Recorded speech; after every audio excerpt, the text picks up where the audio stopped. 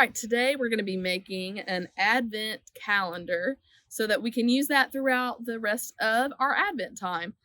You may have to go back and add some of your reflections to your calendar just to make it a full Advent calendar, but what you're going to need for this activity is your stack of construction paper.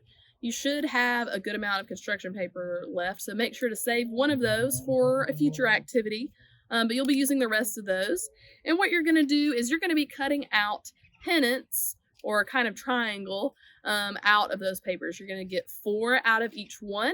They don't have to be perfect, but they'll be roughly shaped like this. As you can see, mine are not perfect, and that's totally fine. So, after you have cut out all of your little triangles, you're going to make some holes in them so that you can run a string through them.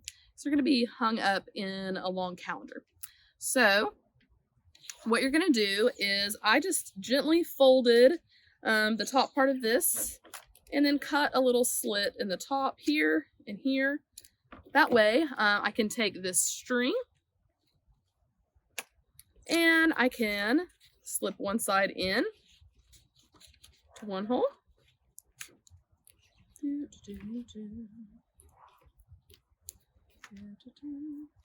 There we go, just like this.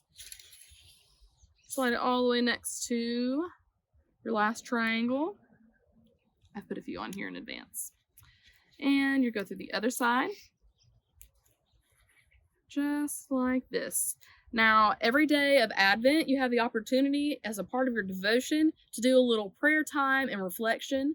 And you can do those reflections on these papers. So that's meant to kind of keep a journal for you of your time, the things that God has taught you during Advent.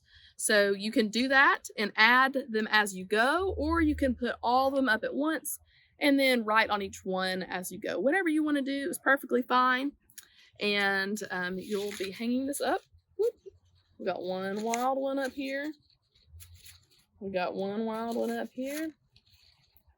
Just like this. I hope you have fun.